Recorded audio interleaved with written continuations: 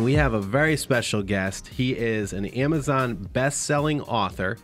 He is the recipient of 2 Stevie Awards. I'd like to welcome Jeffrey Deckman. Your latest book, Developing the Conscious Leadership Mindset for the 21st Century, is absolutely fantastic. You're getting rave reviews.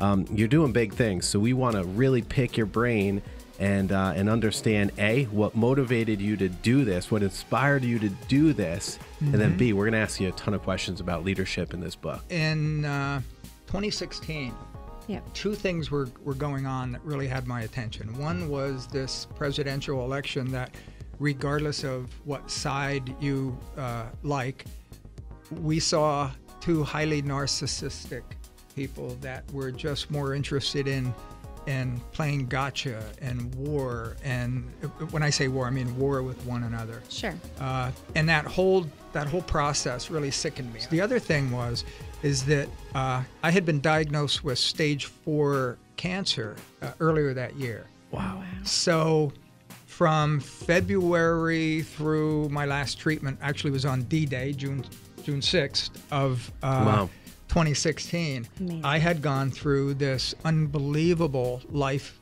journey of, it was the most powerful spiritual experience I ever had.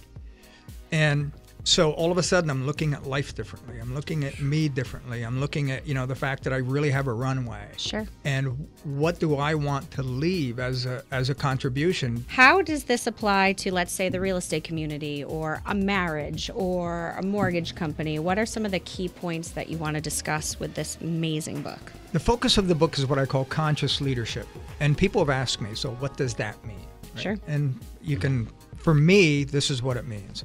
It means leadership that's based on 4 fundamental pillars. Reality, right? We can't hug our way through the world. The world's a challenging place. You hug when you can, but duck when you can't, right? So reality, practicality. I have to be able to learn it today and leverage it tomorrow. It has to be real. It has to work for me when I'm on the front lines of dealing with stuff. Sure. And that stuff is always other people's personalities, issues, etc. The next thing is psychology. Really understanding the psychological dynamics that motivate yourself and motivate people and affect tribes, etc. Organizations and families. And then the 4th thing, which to me is at least equally as important as the other 3 combined, is spirituality. Sure.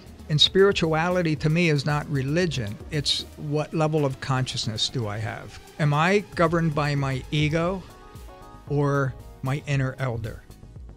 We all have an inner elder. Okay. That's peaceful, that's calm. It's the one that shows up when you're about to send that email that you shouldn't send, and it goes, I'd think about that. And I've realized that I'm not my ego.